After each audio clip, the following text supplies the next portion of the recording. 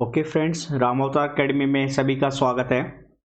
NDA की जो practice class चल रही थी हमारी एप्लीकेशन ऑफ डेरिवेटिव कैलकुलस की, तो उसमें कुछ 40th क्वेश्चन हमने कर लिए थे प्रैक्टिस के।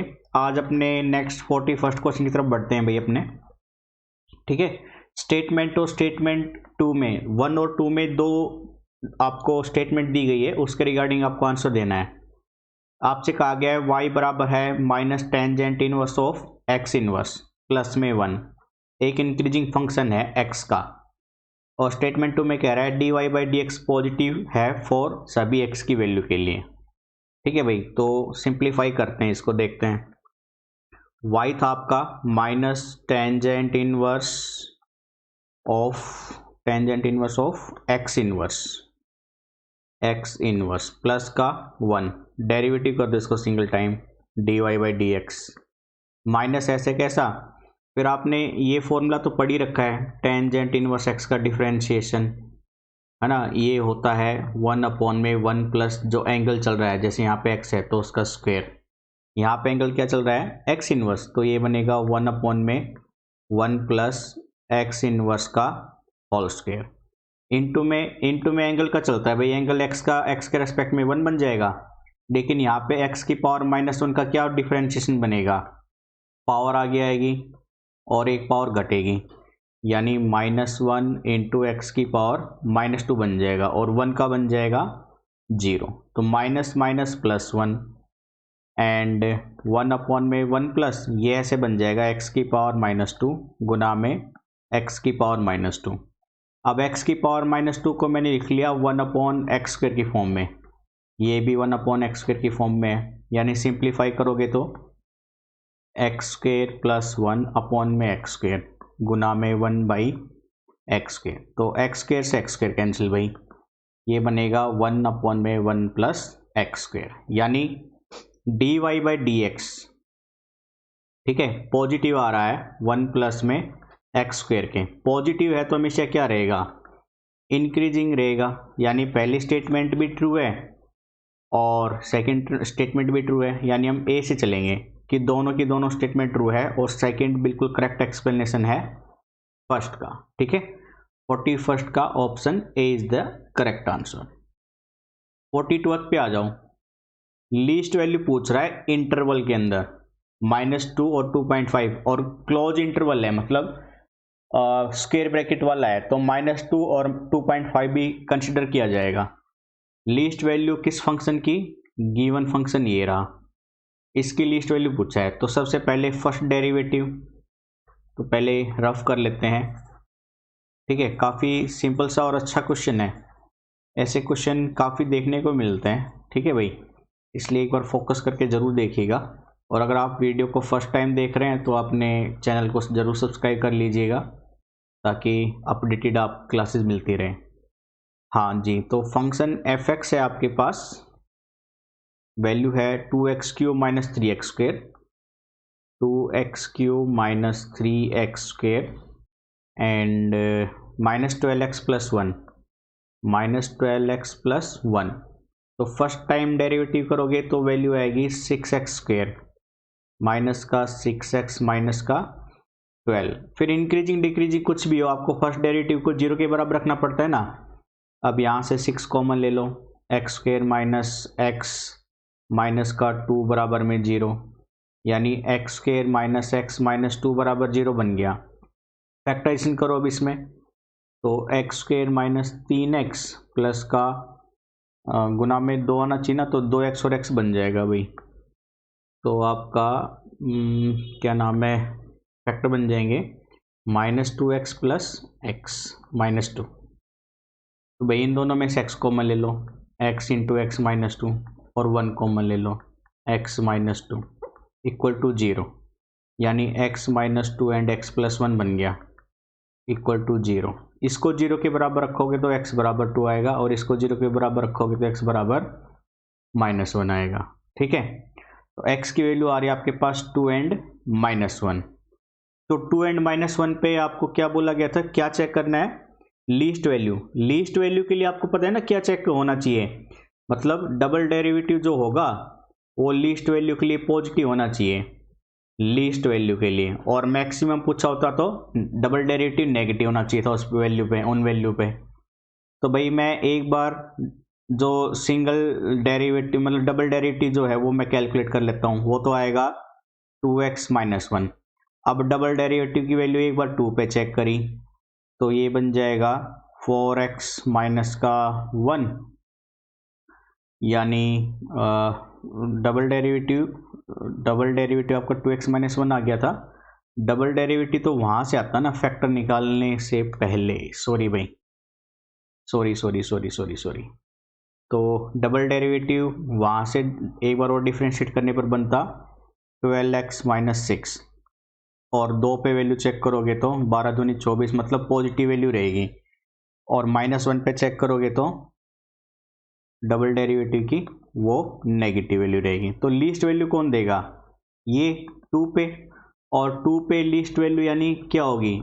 x की जगह पे 2 रखेंगे गिवन फंक्शन में, तो 2 इंटू 2 का क्यूब माइनस 3 इंटू 2 का स्क्वायर माइनस 12 इंटू 2 प्लस का 1, तो 8 दूनी 16, 4 तिया 12, 24 प्लस 1, यानी ये बन जाएगा आपका 16 और 1 17, माइनस में 36, यानी माइनस का 19। तो -19 देखते हैं इसमें है क्या, ऑप्शन सी है। तो ऑप्शन सी आपका करेक्ट आंसर हो जाएगा 42 में। 43 पे आ जाओ। आपसे कहा गया है interval, what is the interval over which the function F x is increasing. किस इंटरवल के लिए गिवन फंक्शन इंक्रीजिंग होगा?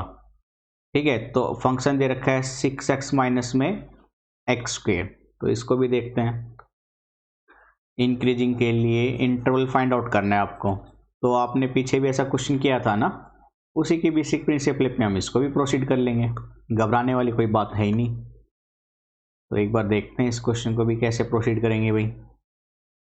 फंक्शन नोट कर लीजिए, फंक्शन है आपका एफ एक्स, गिवन फंक्शन है 6x minus x square, 6x minus में एक्स स्क्वेयर। तो फर्स्ट टाइम डेरिवेटिव करोगे, ये आएगा 6 माइनस का 2x, और इंटरवल फाइंड आउट करने के लिए मतलब x की वैल्यू इंक्रीजिंग डिक्रीजिंग के लिए भाई एक बार तो 0 के बराबर रखना ही पड़ेगा ना। तो यहाँ से x की वैल्यू आ जाएगी 3, और डबल डेरिवेटिव निकाल लो, डबल डेरिवेटिव आ जाएगा माइनस का 2। तो ये तो मैक्सिमम ही आ रहा है क्योंकि नेगेटिव आ रहा है, और x बराबर 3 पे मतलब वैल्यू मैक्सिमम हो जाएगी।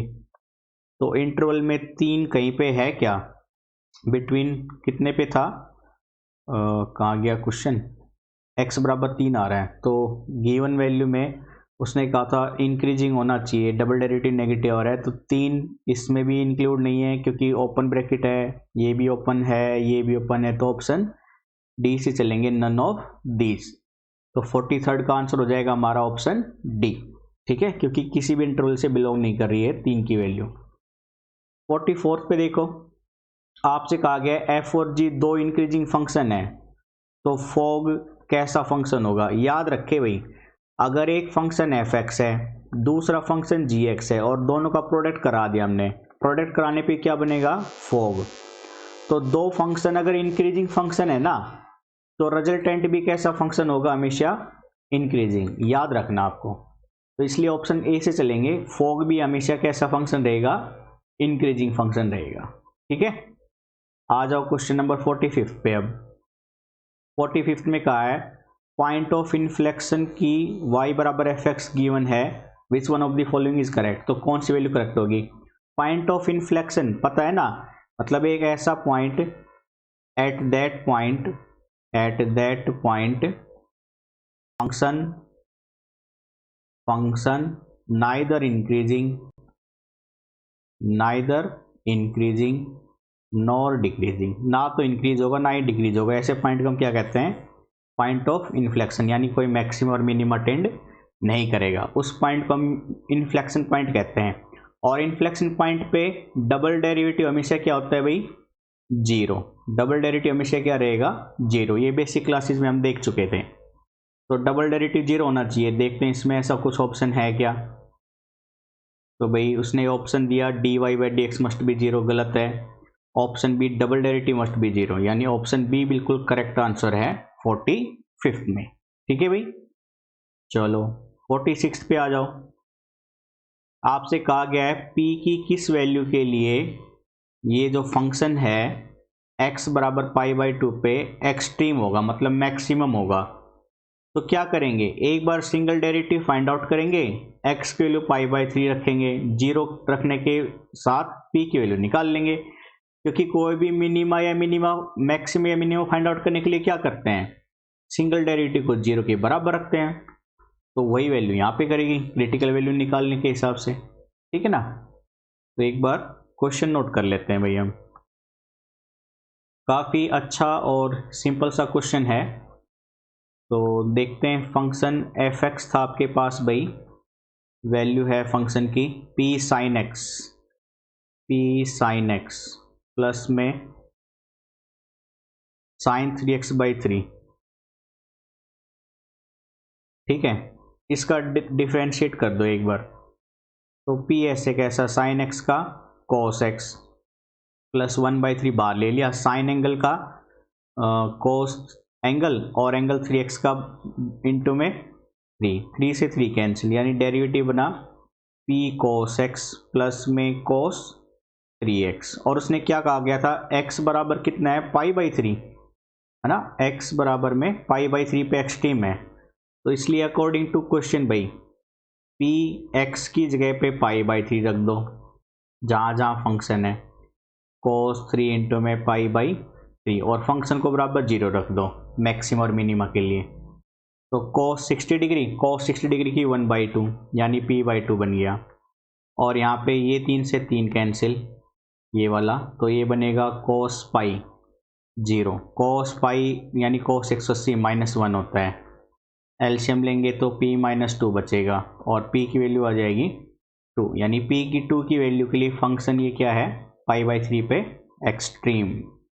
तो p बराबर 2, यानी ऑप्शन डी से चलेंगे 46 में, ठीक है। अब आ जाओ 47 पे। आपसे कहा गया है किसी भी टाइम t पे कोई स्फीयर है जिसकी रेडियस r है और सरफेस एरिया s है, तो उसका जो वॉल्यूम है वो चेंज बताओ टाइम के रेस्पेक्ट में क्या होगा। तो देखिए आसान सा क्वेश्चन है ये। तो भाई जो स्फीयर होता है उसकी radius r, surface area s बोल दिया, तो वॉल्यूम पूछ रहा है टाइम के रेस्पेक्ट में चेंज होगा तो कैसे, क्या शो करेगा वैल्यू को।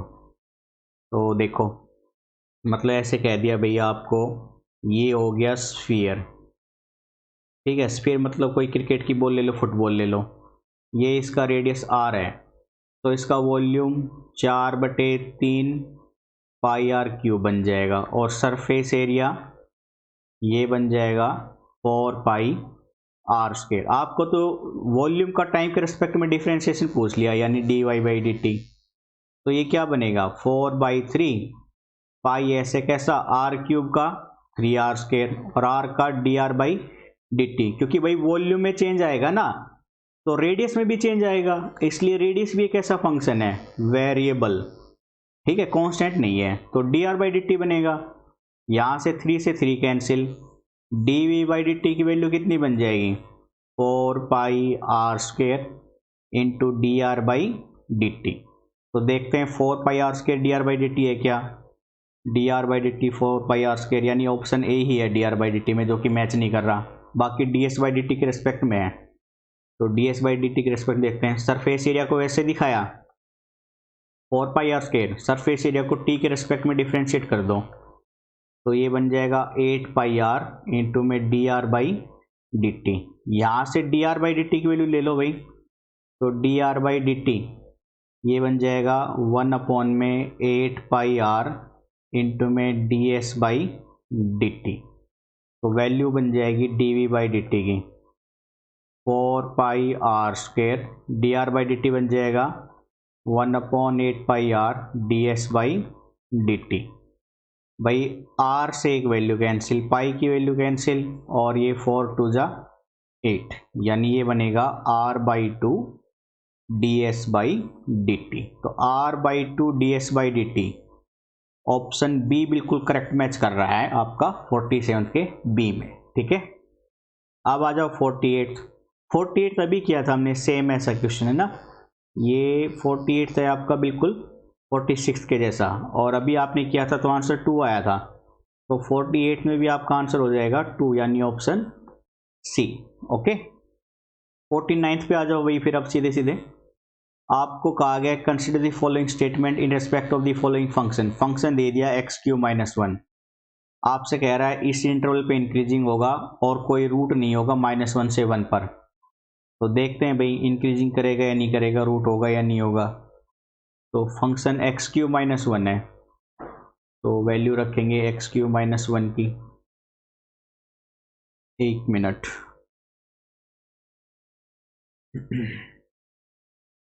भाई फंक्शन था x³ - 1, x³ - 1, डेरिवेटिव करा दो 1 टाइम, तो बनेगा 3x² x³ - 1 था ना, x³ - 1, तो डिफ्रेंशिएशन बन गया 3x², और इंक्रीजिंग डिक्रीजिंग के लिए इसको बराबर 0 रखोगे तो x की वैल्यू कितनी आएगी भाई, 0 ही आएगी। तो 0 क्या उस इंटरवल में नहीं है, देखते हैं हम। इंक्रीजिंग है इस ऑर्डर में, बिल्कुल सही आ रहा है, मतलब -1 से 1 में है। हैज़ नो रूट्स इन -1 1, वो कह रहा है कोई रूट भी नहीं है -1 और 1 के बीच में। -1 और 1 के बीच में रूट 0 आ तो रहा है आपका, ठीक है। तो f(x) is in increasing in -1 से 1 के बीच में, -1 से 1 इंक्रीज भी होगा, तो दोनों सेटिस्फाई कर रहा है, पहली कंडीशन भी और दूसरी भी, यानी ऑप्शन सी से चलेंगे, बोथ 1 एंड 2। थोड़ा सा लॉजिक क्वेश्चन था आपका ये, ठीक है। चलिए देखते हैं अब 50th क्वेश्चन पे चलते हैं भाई। अब क्वेश्चन नंबर 50, आपको लार्जेस्ट वैल्यू पूछी है इस फंक्शन की, तो पहले तो आपको क्रिटिकल वैल्यू से x की वैल्यू निकालनी पड़ेगी, है ना। तो x की वैल्यू निकाल के मैं देता हूँ आपको भाई, -2 और 2 के बीच में। तो x की वैल्यू देखो कैसे निकालते हैं, इसके फैक्टराइजेशन में 9th क्लास का मैथमेटिक्स यूज होगा, जो कि आपने पहले किया हुआ है। ये है 2x³ - 3x², function 2x³ - 3x² and -12x + 5, -12x + 5। तो आपको क्या करना है, 5 के है ना फैक्टराइजेशन करनी है, मतलब 5 किस किस से भाग जाता है, +-1 से जाता है और +-5 से जाता है। तो एक बार मैं x बराबर 1 रख के देखूंगा उस फंक्शन में, इस पूरे फंक्शन में 0 बनता है क्या। तो भाई 1 रखेंगे, तो देखते हैं एक बार 0 बनेगा क्या। 12 × 1 + 5, यानी 2 - 3 - 12 + 5, तो 0 नहीं बना। फिर मैं x बराबर -1 रख के देखूंगा एक बार, तो भाई 2 - 1 बन जाएगा, -3 प्लस का 1 बन जाएगा स्क्वायर होने की वजह से, -1 + 5, तो -2 - 3 + 12 + 5, ये भी 0 नहीं बनाएगा आपका, है ना। तो अब मैं चेक करता हूँ 5 पे, एक बार प्लस का 5 रखेंगे, एक बार माइनस का 5, तो 5 ही रखने पर 25, 5 5 25 5 125, 250, ठीक है। क्यूब है ना, ठीक है, तो ये 250। फिर माइनस में 5 5 25, 25 दिया 75, फिर माइनस का 60 प्लस का 5, तो ये तो बनेगा माइनस में 5 7 6 13, माइनस का 135, और वो बनेगा 255, ये भी नहीं जाता है पूरा पूरा, तो ये भी कैंसिल। +-5 ही था ना भाई, कहीं पे मिस्टेक तो नहीं कर रहा हूँ मैं। 2x³ - 3x² एंड -12x + 5, तो x 1 रखने पर 0 बना था क्या हमारा, नहीं। 3 पे, 12 पे, 5 पे 2, माइनस का 3, माइनस का 12, 5 नहीं हुआ था, ये -2 आ रहा था, ये हमारा -3 आ रहा था, प्लस का 12 आ रहा था, 5 आ रहा था, -5 रख के देखो, 25 × 5 = 125, और 250 माइनस का, और 5 रखा था तो 5 5 25 दिया 75 माइनस का, और 5 रखा था तो 12 × 5 = 60 + 5, ये भी 0 नहीं देता है। तो क्वेश्चन इसमें कुछ मिस्टेक सी लग रही है यार, है ना। एक सेकंड देखते हैं इसमें एक बार अभी। चलो भाई देखो, ये मिस्टेक हो गई यहाँ पे थोड़ी सी, आपको फैक्टराइजेशन मतलब आपको मैक्सिमम वैल्यू पूछी है ना इसमें, तो सॉरी मैं डिफ्रेंशिएशन करना भूल गया था, सीधे फैक्टराइजेशन कर रहे थे। भाई एक्स की वैल्यू के लिए आपको पता है रूट्स निकालने के लिए, क्रिटिकल वैल्यू के लिए सिंगल टाइम डेरिवेटिव भी तो किया जाता था। यानी ये बनेगा 6x² माइनस का 6x माइनस का 12। अब मैं क्रिटिकल वैल्यू के लिए 0 रख रहा हूँ, तो भाई 6 से डिवाइड करोगे तो ये बनेगा 2 एंड x कॉमन लेंगे तो x माइनस 1 प्लस 1 कॉमन लेंगे, मतलब इसके फैक्टर बना के दिखा देता हूँ मैं, नहीं कन्फ्यूज हो जाओगे आप। फैक्टर बनाए मैंने इसके कुछ ऐसे, x² minus 2x plus x minus 2। यहाँ से x कॉमन ले लो तो x माइनस 2, 1 कॉमन ले लो x माइनस 2, यानी x plus 1 and x minus 2 बराबर 0 रखोगे तो x की वैल्यू एक तो पहले से ही आपको गिवन थी -2 से 2, देखो इंटरवल गिवन था -2 से 2, और यहाँ से x की वैल्यू आ रही है -1 एंड 2, यानी आपको -1, ठीक है, मतलब -2 वहाँ पे जो था वो लेना पड़ेगा, -1 लेना पड़ेगा और 2 लेना पड़ेगा। इन तीनों वैल्यू पे चेक करनी पड़ेगी आपको उस फंक्शन की वैल्यू, क्योंकि आपको क्या पूछा गया है उसमें, मैक्सिमम लार्जेस्ट वैल्यू के लिए। तो भाई फंक्शन में एक बार -2 रख के चेक करो, तो 2 इंटू -2 का क्यूब, 3 इंटू -2 का स्क्वेयर, -12 इंटू -2 प्लस का 5, तो ये बनेगा 8, 16 माइनस का 4, 3, 12 और प्लस का 24 प्लस का 5, यानी ये बनेगा 8 माइनस का 28 प्लस का 29, यानी प्लस का 1। अब चेक करो -1 पे, -1 रखेंगे तो 2 इंटू -1 का होल क्यूब, -3 इंटू -1 का स्क्वेयर, -12 इंटू -1 प्लस का 5, तो भाई ये तो माइनस का 2, -3 प्लस 12 प्लस 5, 17 में से 5 जाएगा तो 12 बचेगा। अब x की जगह पे 2 रखो, तो 2 रखेंगे भाई, 2 की पावर 3, 2 का स्क्वेयर इंटू 2 प्लस का 5, तो ये आएगा 2 दूनी 4 दूनी 8 दूनी 16, 4 तिया 12, 24 और 5, यानी ये वैल्यू बन जाएगी 21 माइनस में 36, ठीक है। और ये 5, 3 में से 2 गया 1, माइनस का 15 बच जाएगा आपका। तो उसने लार्जेस्ट वैल्यू कहा था भाई, -2 पे वैल्यू आ रही है आपकी 1 और -1 पे वैल्यू आ रही है 12 और 2 पे वैल्यू आ रही है -15, तो लार्जेस्ट है आपकी 12 जो कि -1 पे है, तो यानी x बराबर -1 पे लार्जेस्ट वैल्यू होगी गिवन फंक्शन की, तो x बराबर -1, यानी ऑप्शन बी करेक्ट आंसर हो जाएगा यहाँ पे आपका, ठीक है। तो ये थे आज के 10 क्वेश्चन, आई होप आपने काफ़ी एंजॉय किया होगा, ठीक है। बाकी के अगले क्वेश्चन हम अपने नेक्स्ट क्लास में करेंगे, तो क्लासेस थोड़ी लेंथ बढ़ाने के लिए हम सोच रहे थे, इसलिए एक बार रिक्वेस्ट है आपसे कि ज़्यादा से ज़्यादा लोग जुड़कर हमारा मोटिवेशन कीजिए हमें, ठीक है, मोटिवेट रखिए। देखिए आपके भविष्य के लिए ही हम यहाँ पे फ्री क्लासेस लेके आ रहे हैं, इतने 150 तक 200 क्वेश्चन तक सभी टॉपिक पे प्रैक्टिस कराना आपको भी पता है पॉसिबल नहीं है, पेड क्लासेस जो होती हैं वो भी इतना नहीं करती है, लेकिन फिर भी हम चाह रहे हैं कि बच्चों को, जो बच्चे आज के टाइम पर अफोर्ड नहीं कर पा रहे इतनी महंगी क्लासेस, उनके लिए राम अवतार एकेडमी पूरी तरह से तैयार खड़ा है। इसलिए आपका साथ ज़रूरी है, क्योंकि आपके साथ के बिना हम उस मुकाम तक नहीं पहुंच सकते जहां पर हम खड़े होकर सभी बच्चों की हेल्प कर सके बिना किसी स्वार्थ के, ठीक है। इसलिए प्लीज़ ज़्यादा से ज़्यादा सपोर्ट कीजिए, शेयर कीजिए और लाइक ज़रूर कीजिएगा वीडियो को, ठीक है। तो आप समझ सकते हैं हमें अच्छे से। तो भाई आज के लिए क्लास को तो हम यहीं पे इतना ही रखते हैं, बाकी का नेक्स्ट क्लास में देखेंगे, ठीक है ना। Thank you, bye bye, take care.